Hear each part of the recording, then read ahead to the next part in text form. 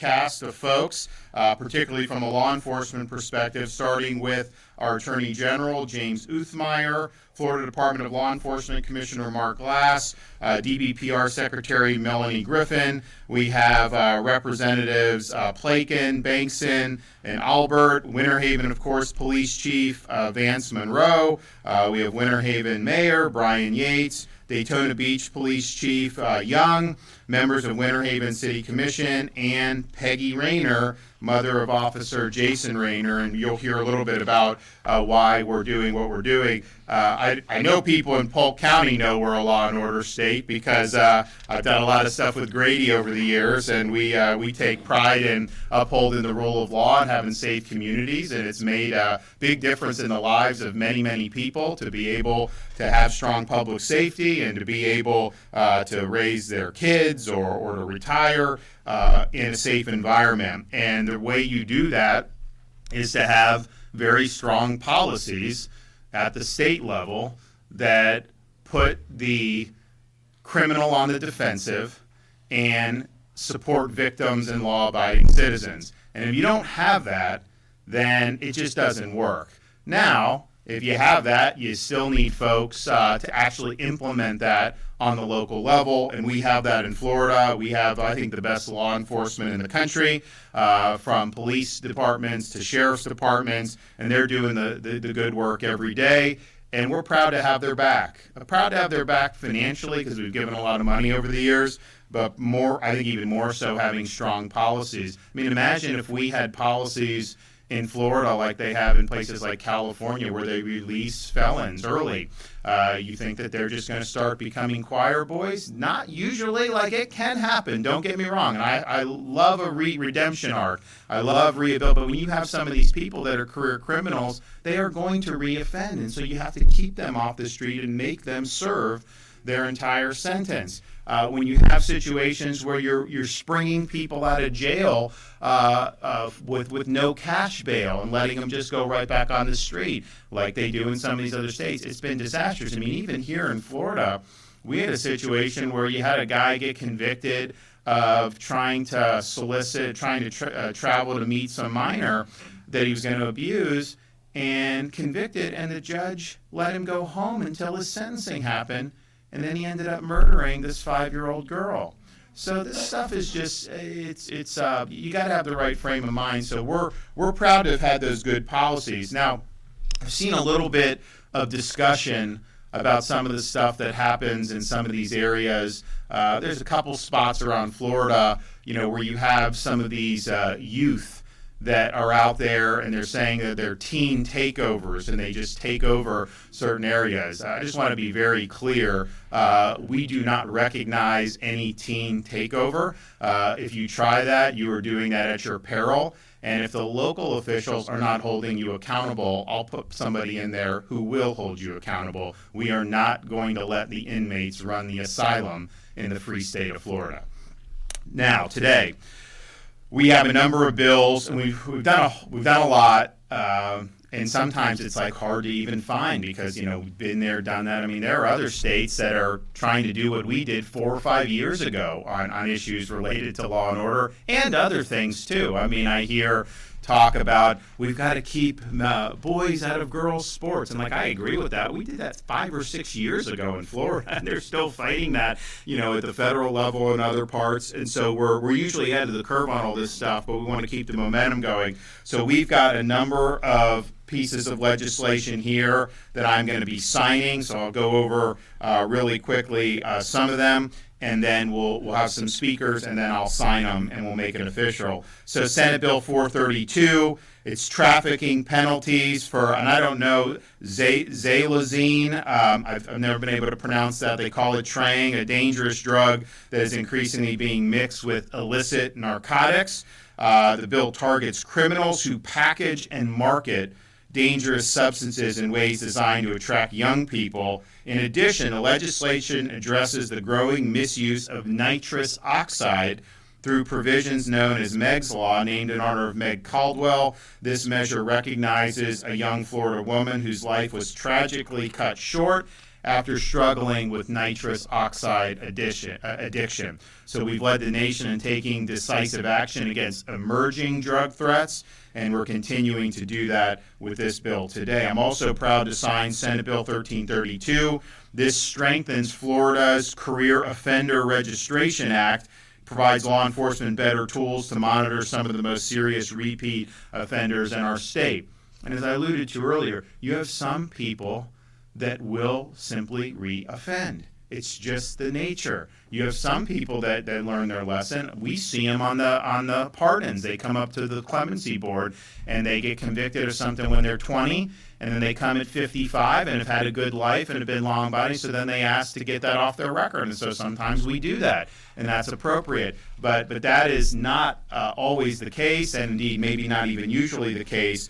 So right now, career offenders now, because of this legislation, career offenders will be required to register in person with their local sheriff's office and provide more comprehensive identifying information. They got to report changes to their residence, employment, vehicles, phone numbers, and complete annual in-person registration. This will improve coordination between local law enforcement, our state agencies, including our Department of Corrections, to make sure that this offender information is accurate, and it also increases accountability for offenders who fail to comply with these requirements. I'm also proud to sign House Bill 429, legislation modernizing Florida's criminal gang statutes by expanding the criteria that can be used to establish gang involvement. You know, I signed the bill, the anti-Sharia bill earlier this year that allows law enforcement to identify, and then we can ratify, I think, Governor and Cabinet designated terror organizations. And so you have some of these like the Muslim Brotherhood, the Council of American Islamic Relations, like that, no doubt, right? But you also have like Tren de Aragua that should be categorized as a designated, and we will be doing that after July 1st when that legislation takes effect. So gang violence and gang activity is a scourge, and it's something that we need to use all the resources we have to crack down on. So this bill recognizes online admissions of gang affiliation, gang-related social media activity, identification by criminal gangs themselves, and other modern indicators of gang participation. It's basically updating the law to reflect the reality of how you would prove that in this digital information age. The legislation helps ensure that these enhanced penalties can be applied when the evidence demonstrates this active gang involvement.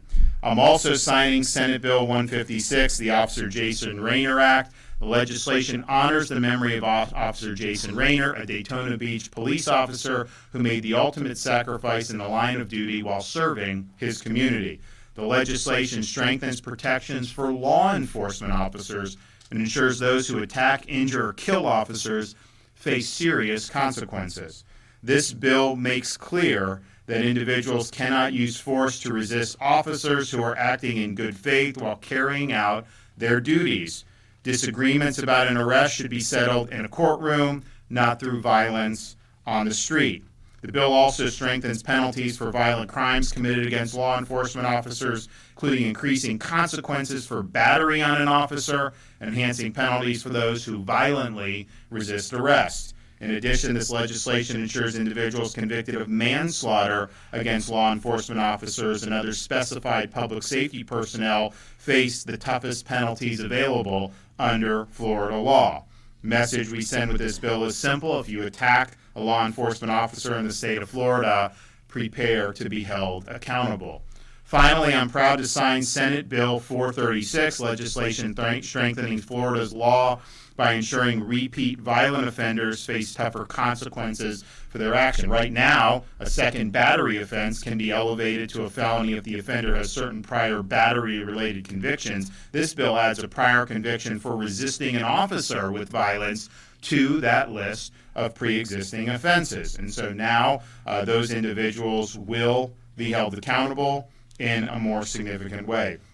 So I want to thank the members of the legislature who continue to put the pedal to the metal on this. You know, when I first became governor, and then Grady will tell you the story about this, the discussion in the legislature was about eliminating Florida's truth in sentencing requirements, letting people out early, not even having to serve their full sentence. And it would have been more akin to states like California and Illinois and New York than what we've come to be known as Florida. And I obviously opposed that, and we nipped that in the butt, as well as other things that were under discussion at that time.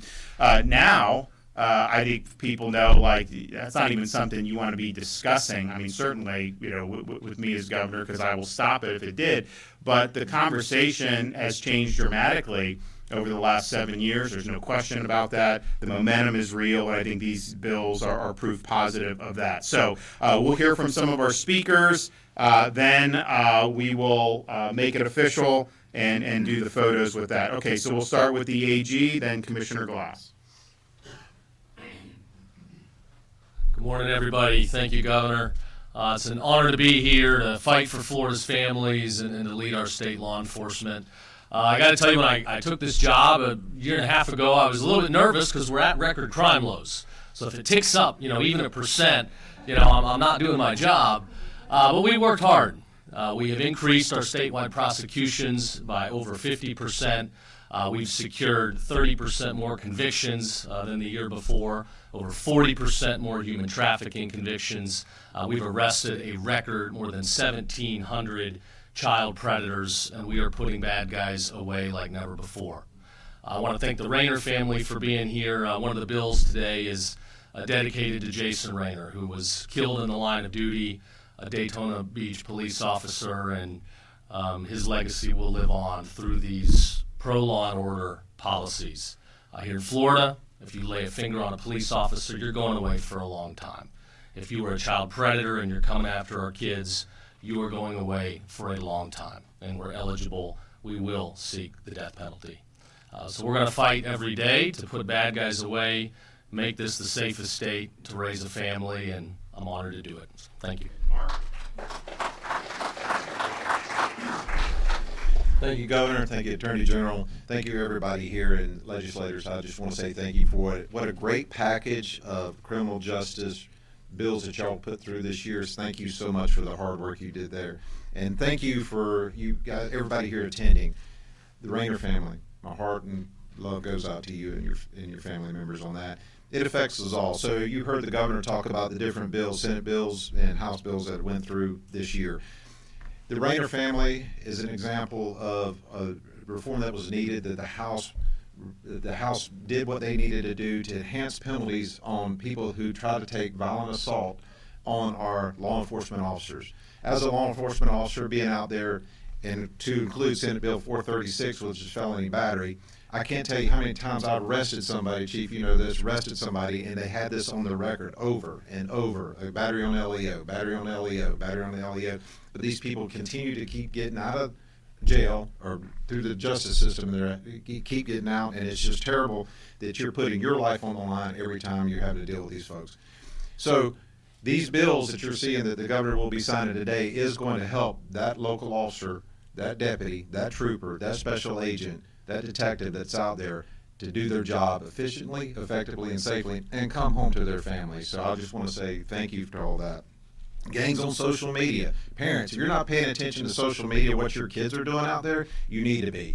Because if they're out there doing their little crip walk and doing all their other little things they do on TikTok and all that stuff, trying to look hard and everything and do their Facebook stuff, or I'm dating myself with Facebook, whatever the new one is. I just say social media, it's easier that way. But if they're doing that and then little Johnny goes out and commits a crime, well, my cyber team, along with the Attorney General statewide prosecutor team, we will go after them, and they will be labeled as such when they go into jail or prison. Now, remember this, little Johnny, if you do that and you're not a member of that gang and you go into prison, it ain't going to go well for you in prison, I'm sure, when that real gang is in there finding out that you're in there trying to be one of them. So just remember that, parents. Pay attention to that.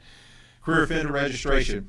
Been trying to push this for the last couple of years. The governor's office really helped push this through, and then we had some really great legislators on that one, and I want to say thank you for that, to get that through. Basically, giving the law enforcement officer on the street, being able to look at the ID and see that the person is a career offender. Career offender is not little Johnny going to steal a candy bar at the junior food store. Career offenders are the ones that have been deemed by the court to continuously keep coming through here, and these are your violent ones. These are the ones that try to affect your crime rate in your city, and these are the ones we want to pay attention to. So by that also, just looking at the driver's license or the ID card and that marking is on there, they already know who they're dealing with without even having to run the name. That's just something that is a very good thing that we have, and as citizens, you'll reap the benefits from that one. Meg's Law, it's a tragedy. It's a tragedy that we still have a lot of different things that are abused in our country, in our state. However, I will say with the public safety reforms, the public safety stuff that we're doing here in our great state, the state of Florida, the free state of Florida, is not only going after the drug dealers and the pushers, but also there's other means and things that are out there for the victims that are falling prey to these folks that are receiving this type of drugs. Addiction is real. It affects all our families, and we should be paying attention to that in our families, and there's a lot of help out there. So if you do not know where to get the help, please just reach out to your local community. The state has plenty of websites on there, the DCF, FDLE, places we can help point you to the right place to get help. The First Lady has the Facts Your Future. You take a look at that as parents. It is a good way to arm yourself with information to help have victims in your family. With that, I just want to say, as the Commissioner of FDLE, it has been a blessing, and it's still a blessing to fight for truth, fight for securing the free state of Florida, and it's so much easier to do it with the leadership that I have here, and thank you, Governor, for your leadership on this. Great. Okay. Good morning, and thank you, Governor, for your leadership in making the steadfast commitment to keep Florida families and communities safe. At DBPR, our mission is to ensure that the industries we regulate operate lawfully, responsibly, and in a manner that protects the public. Through our Division of Alcoholic Beverages and Tobacco, we oversee thousands of licensed tobacco and nicotine retailers across the state, and we work closely with local, state, and federal partners to ensure compliance with Florida law. And today marks another important step forward in public safety as we transition to talking about the signing of Senate Bill 432 into law. The governor is strengthening Florida's efforts to protect young people, support families, and hold accountable the bad actors who profit from the misuse of dangerous substances. In particular, an important piece of this legislation is Meg's Law. You've heard a little bit about her. Back in October, our law enforcement team, that's the second oldest in the state, conducted its largest felony operation, making over 80 felony arrests in 1 week to prevent the sale of nitrous oxide to minors. Through that operation, we led to hearing about the story of Meg Codwell, thanks to Representative Plakin and others, who is a young lady who, as the governor said, became addicted to nitrous oxide and eventually lost the use of her legs and then her life to this addiction. Unfortunately, her story is not unique, and we really appreciate her family, especially Kathleen Dial, who could not unfortunately be here today, but who shared the story and was extremely persistent in making sure that legislation like this was passed so that this dangerous substance could not get into the hands of minors. And in particular, Governor, she asked us to tell you how grateful she is for your leadership on this important mission. Under the governor's leadership, the department turned our enforcement operation and the story of Meg's death and others into tangible policy. Less than a year later, we stand here as the governor signs and enacts that legislation. It highlights the true impact that advocacy and a commitment to public safety can make here in Florida. Specifically, the provisions of the bill, known as Meg's Law, make it a felony for gas stations, convenience stores, and vape shops to sell nitrous oxide. We know that that is the place that minors most often go to get the sale of these recreational products that are extremely harmful to their bodies, and this will be a huge step forward in making sure that those minors remain safe. There is a targeted approach to focus on high-risk retail environments where access that has contributed to misuse, particularly among young people, is now prohibited. And it closes an entry point that has enabled recreational misuse and places clear responsibility on retailers operating under Florida-issued licenses. With that, we want to thank the governor for his leadership and unwavering commitment to protecting Florida families, and in particular, Senator Yarborough and Representative Plakin, as well as other members of the Florida legislature who are here today, including Representative Bankston and Albert, for their support in enacting this measure. I'm also grateful for our law enforcement partners, including the DBPR team, the Sheriff's Association, public safety professionals, Chief Monroe, who is here today, and many stakeholders who worked alongside us throughout this process. And most importantly, again, want to extend a special thank you to Kathleen Dial and the entire Caldwell family. Through your courage, persistence, and willingness to share your story, and we know you're watching here today, you truly help bring attention to the dangers of nitrous oxide misuse and the need for meaningful action to address this problem. Meg's legacy is reflected in this law, and we are grateful to the Caldwell family for their dedication to protecting others. Again, thank you, Governor, for your leadership, and we're excited to see you sign SB 432 today. Thank you.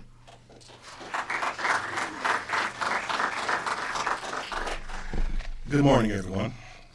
I'm extremely excited that everyone is here to see me today.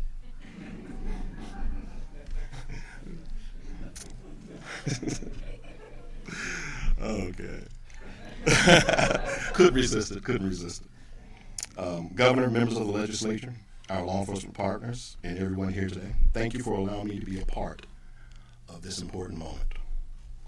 Senate Bill 156 and Senate Bill 436 sends a clear message. Violence against law enforcement officers will be taken seriously, and those who repeatedly choose violence will be held accountable. The Officer Jason Rayner Act recognizes the reality our officers face every day. An arrest or detention can be challenged through the legal system, but it should never be challenged through violence on the street.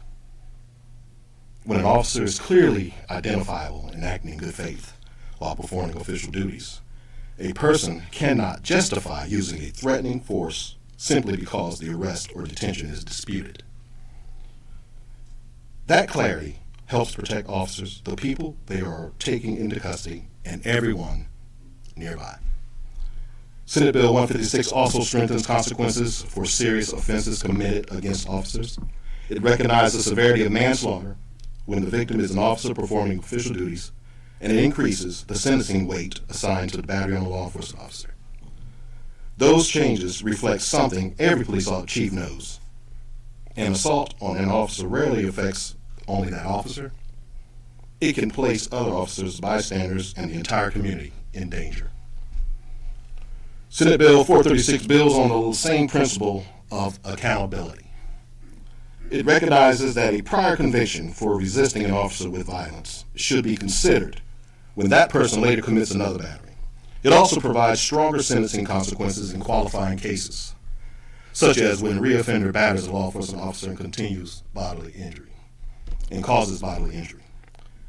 Our officers understand that risk comes with this profession. They willingly step into situations most people are trying to get away from. But accepting that responsibility does not mean accepting violence against them as simply a part of the job. These bills are not about placing officers above the law. They're about making it clear that the disagreements are resolved through the courts, not through violence, and that repeated violent conduct should bring serious consequences.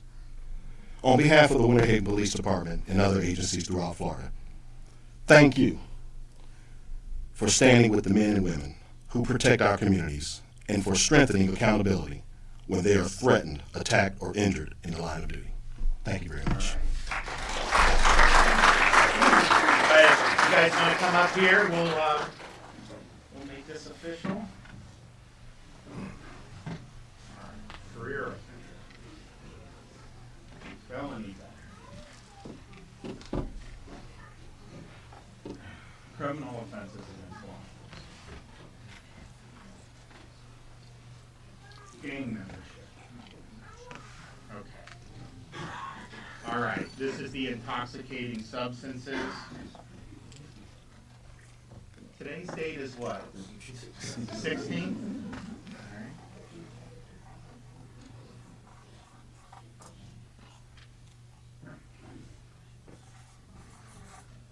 So there's Uno. All right. Gang membership.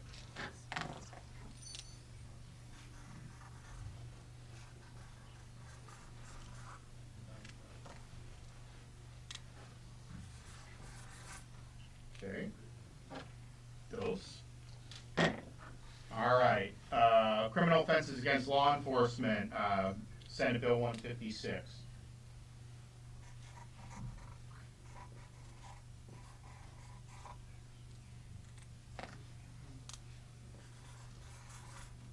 Alrighty. That one. Felony battery.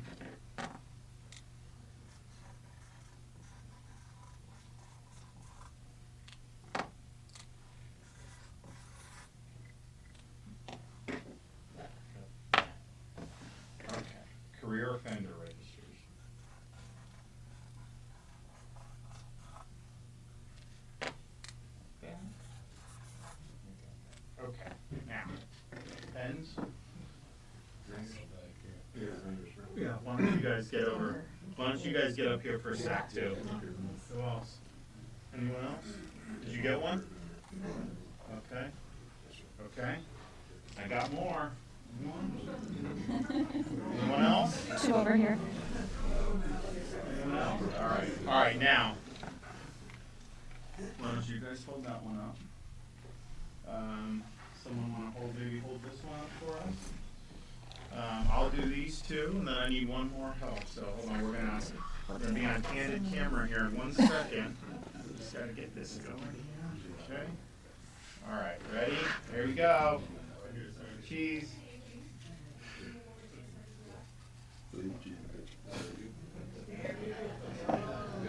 I got it.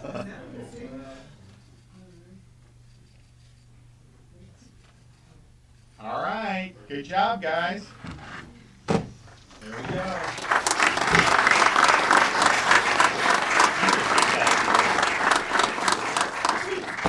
All right, thanks everybody. I'll get up here and navigate a few questions.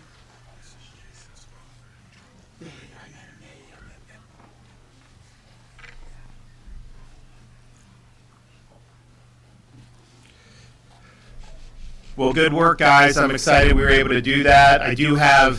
There is some legislation still outstanding, so I'll be processing that over the next couple weeks, and we'll also process the budget and sign the budget over the next couple weeks. So we've got, like I said, we've got, this is the third year where we've actually spent less than the year before.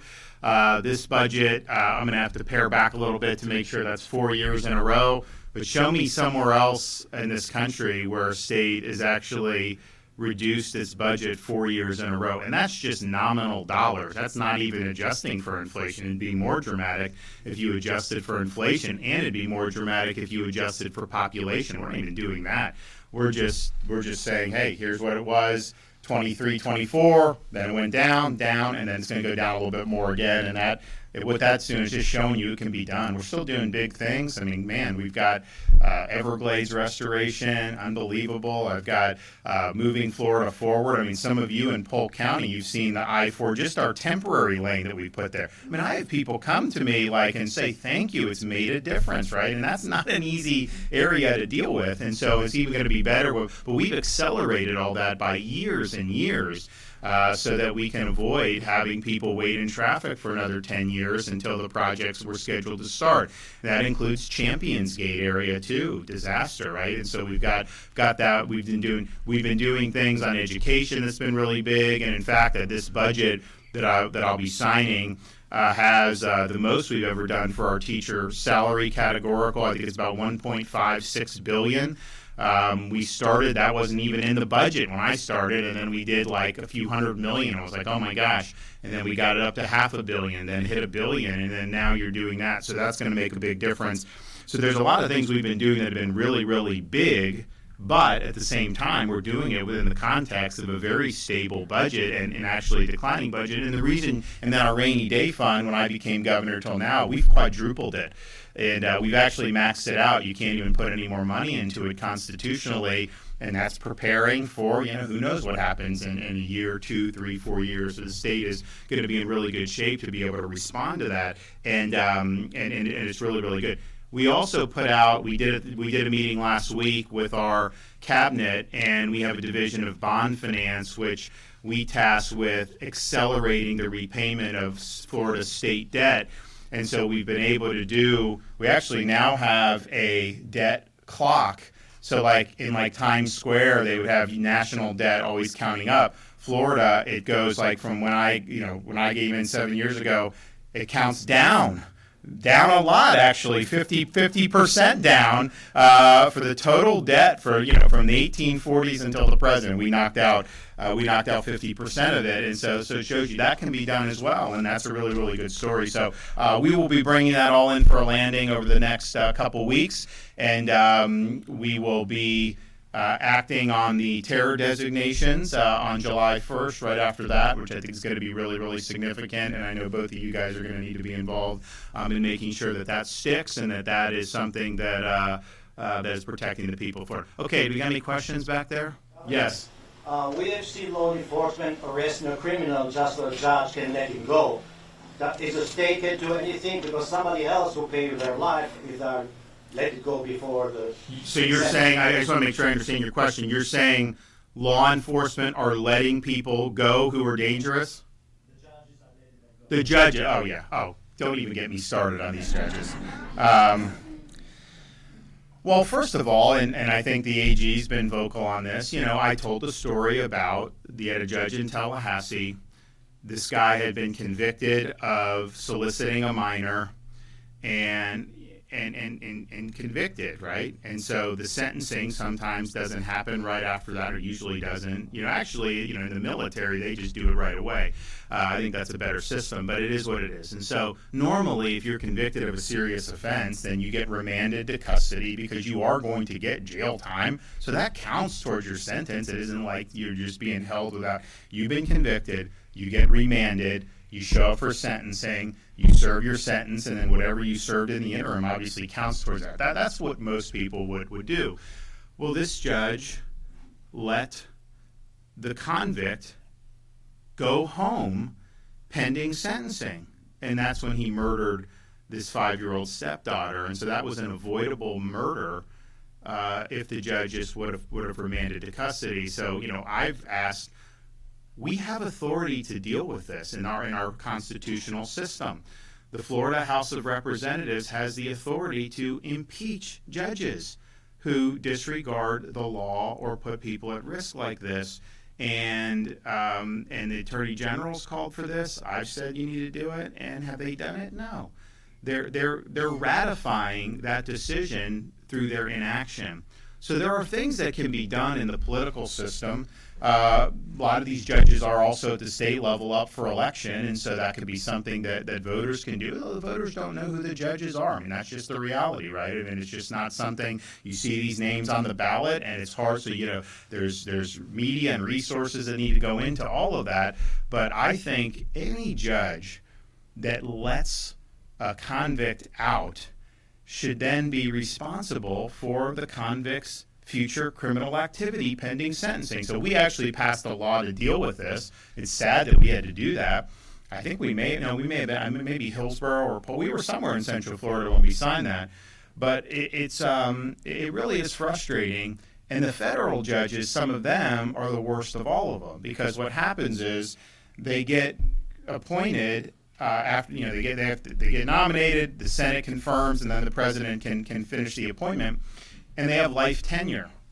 So, like, basically, I mean, good behavior is what the founders called it. And there was a reason why the founders wanted that, because you want to be independent. You don't want to just, a judge has got to apply the law. And if your rights are at stake, it may not be popular to uphold your rights, but you want a judge that's going to do that. That's the only time protections for rights matter, is when it's unpopular. When it's popular, the political system will just take care of it. But you need to have, so having the judges insulated from public opinion will allow them kind of to have the fortitude to do that in theory, and sometimes in practice that's been the case. But I think what also has just happened is you have some of these judges, they get on the bench and they have a very serious political agenda. They don't believe in holding criminals accountable. Even when the Congress or legislators pass tough on crime, they will try to find a way to always advantage the criminal at the expense of the law-abiding citizens and the victims. And that's a tougher nut to crack because of this life tenure. Now, the founders provided really two mechanisms for federal judges. One is Congress can circumscribe their jurisdiction through statute. I hear a lot of these congressmen chirping about these judges. I don't actually see them legislating the appropriate checks and balances as our founding fathers envisioned. Then you also have the ability to impeach federal judges, and that's high crimes and misdemeanors. But you tell me, if you're letting people out to go on crime sprees, is that a misdemeanor at least? I mean, like, misdemeanors, you kind of, run a stoplight, right? I mean, so I think that just isn't a power that they've really used over the years. And so what ends up happening is a lot of times these judges can cause great harm and don't have adequate accountability. So in Florida, the checks and balances are vote them out at the circuit if you're a circuit trial judge, or if you do something totally egregious like what happened with this judge leading to the death of the young girl, then you have the ability, to impeach. But this was not something that the House was interested in doing, and I think it's a disappointment. I think a lot of people want to see accountability, and guess what? The minute you have accountability, the behavior improves. The minute people know they can be held accountable, the behavior improves. I mean, we saw that. I remember when I first got elected, we had some unfinished business. You had the year before I got elected, they had the Parkland massacre down there. No one held accountable. Derelict sheriff, no one did anything.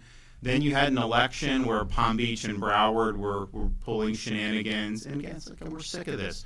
So we came in, we removed the sheriff of Broward, we removed the supervisors, and guess what? People got the message that this was something that they needed to do their jobs and not neglect their duties. I mean, I remember we removed some of the Soros-backed prosecutors. Big problems. Honestly, it affected Polk, even though that's not your prosecutor, because you had them on either side of you in these judicial circuits, and we did that. And it got to the point, once we started doing that, I'd show up in some place, and like the state attorneys were reaching out to our office. Oh no, I don't want to be removed. God, and I wasn't going to remove. I was just going, but people thought, okay, so it was. But it's just accountability. If you do it, then it does make a difference beyond that. And right now, I just think we've had a lack of accountability. We responded with the legislation on releasing these dangerous people prior to sentencing, which is unfortunate. You even need to do that, but well, we did do it. But ultimately, the public should just not tolerate this. Now, I would never appoint a judge, because when there's vacancies, I appoint them. But when there's not a vacancy, there's a schedule of elections. So these folks will stand before the voters, and I think if they're making these decisions, they need to be held accountable by the voters. On public safety, it's my understanding is that the state is trying to eliminate the 3-day cool-off period that's been required by law when purchasing a firearm. Just your thoughts on that, both philosophically and legally. And then part 2, there is a lawsuit against the property tax language that will be on the ballot. They're calling it biased and misleading, and just your thoughts on that as well, sir. Well, I'll let James talk about the waiting period, because I know he's led that. But on the ballot summary, it's not only is it not misleading, the legislature tweaked the statute to allow a little bit more information on the ballot summary, because what happens is you limit it to a certain amount of words. On the one hand, you don't want to read War and Peace on your ballot, right? I mean, I get that. But on the other hand, some of the things that are done, some of this stuff can be complicated, and I would rather this not be done through the Constitution, but that's the way Florida has allocated the power with respect to tax and property. So you have to lay out the different things that are going to be accomplished by doing it, so people have that. Now, my proposal was better than what the legislature put on the ballot. My proposal included so it would be on the ballot, but then we had a proposal that every homeowner would get a notice in October that would provide you with the amount of savings that you would have if the amendment passed. The legislature didn't want to include that, and so I think a lot of people, they're going to be told this and that and everything like that.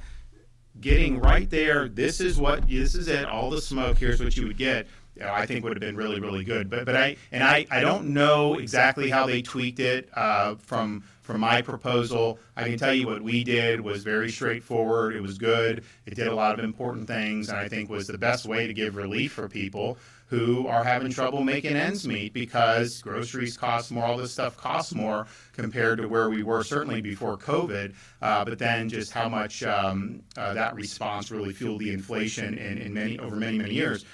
So I think it's valid, but obviously that's going to be what I'd say is we need to get we need to get a resolution on this pretty quickly, because they are going to have to print ballots probably sometime in August for the general election. So this is not something where the litigation can really drag out. We're going to go. I think we'll win at the trial court, but if you don't, then you got to go and do a quick appeal. And if somehow you lose on that, then you're going to have to tweak. I think they say the Attorney General writes the language. And I would say some of these, big government advocates, be careful what you wish for. All right, go ahead, Ewan. Yes, on the 3-day waiting period, there's been a recent United States Supreme Court case, the Bruen case, that provided clarity on how the Second Amendment is analyzed at the federal level, and the court there held that there must be an analog to the time of the founding, where restrictions on the right to possess weapons, it has to go back to the time of the founding. So here in Florida, we're not going to violate the Second Amendment. These are important rights. The founders put it number 2, I think, for good reason. We've had open carry become the law of the land here in the state, and we're now taking the position that the 3-day waiting period is unconstitutional. And let me clarify, this is not the background check. There's still a background check that can be done on people, but telling somebody when that background check can be done pretty much instantaneously that you got to sit here and wait 3 days to exercise your Second Amendment rights and protect yourself is wrong and unconstitutional. Thanks. Okay. Anybody else? We received a tip that Alligator Alcatraz closed yesterday or possibly today. Can you confirm that? No, like I told you, I have said this many times, we set it up as an assist for the federal government who didn't have the wherewithal to be able to stage and house and stage illegal aliens prior to deportation. And so we have done that. I think it's been 22, 23, 24,000, maybe 25,000 who would have been released into Florida communities, but instead were processed and deported from there. And there's no question that saved lives, no question that that's been good for public safety, no question that relieved burdens on taxpayers, whether it's schooling, medical care, all these other things. And but I said at the time, we're only doing this because the agency had been neutered under Biden. They didn't have the ability to do this in Florida for whatever reason, had very few detention spaces for DHS to do this. But I said they are going to get money, they're going to do this, and they're going to be able to handle this at some point. So for us, the state doesn't direct people there, it's DHS that directs them there. And so if DHS stops directing them there, then we obviously are not just going to, it was never meant to be permanent, and so we won't do that. I don't think that it's empty now, at least as of yesterday when I got briefed on it. But they've had hundreds of billions of dollars plowed into that agency. I mean, honestly, an ungodly amount of money plowed into that agency. So I hope that they're going to be able to handle this. So our role is still going to be top in the nation. We have to, all state and local agencies, cooperate with DHS. If our highway patrol pulls over someone driving drunk who's an illegal alien, they are going to turn them over to DHS. But then once that happens, if they have the wherewithal to be able to do that and process it and enforce the law and repatriate to them their home countries without us having to, even though we're getting reimbursed by the feds for doing it, without us having to be doing that, great. That's how it should be. I wish that's how it was during the 4 years of Biden, but it wasn't, and so we had a lot of problems. So I think that would be good. So we'll make those decisions about whether there's detainees coming or not, and if they have other ways to do it. Which, look, there have been discussions about. They have wherewithal. They have strategies where they can handle this in different locations. Great. And I know there were some strategies with the former secretary, maybe some different ones with the new one, but the bottom line is they have the resources, they have the capability now to be able to execute this mission on the detention space. And so if that's the case, we'll do, but we were never going to make that a permanent facility. I mean, it's actually a pretty neat airstrip. It's right there.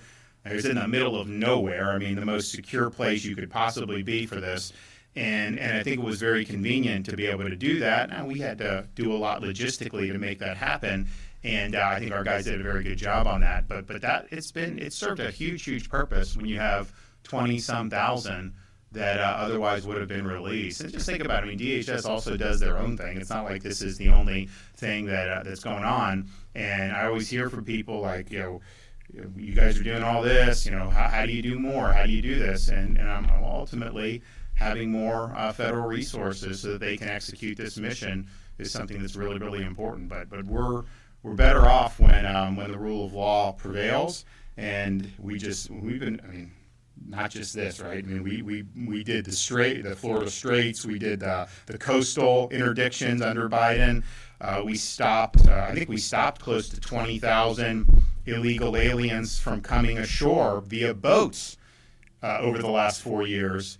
And who knows what happens with Cuba, but we're not going to be able to accept an influx of people illegally. That doesn't work. So we've been able to do that as well, and there's no question that saved lives. I mean, you see some of these guys that are interdicted, they're carrying contraband. I mean, you have like a boat of 8 military-age males trying to illegally show up on our shore. We probably realize that's not a good thing, right? I mean, like, even if they don't have contraband, not what we want to see going on. And we've done a really good job on that. So our mission continues, whether or not Alligator Alcatraz is necessary or not. I actually, I think when we did it, we thought that it would be 6 months to a year in terms of the necessity of it, because they were working on funding last summer. But you know the way the federal government works. By the time it just takes time to get up and running and do all this. So 6 months was kind of the very realistic, very ambitious, but we said, maybe they take up to years. So that's kind of where it would land if you see that happen over the next week or two. But I think maybe you talk to Tom Homan, I think he'll say this has been mission critical. If you talk to some of our local folks who've been involved in helping to apprehend, there were some real, and I'm not one to say, we're only going to do people that are criminals, because I think if you're here illegally, you're subject to the law. But there were some people who were really, really bad apples. I mean, should have never been allowed in this country at all, and had been deported from this country previous, and yes, we're affiliated with some of these really dangerous gangs. So I'm glad that we stepped up and filled the void there, because I know it's kept people safe. All right, thanks everybody.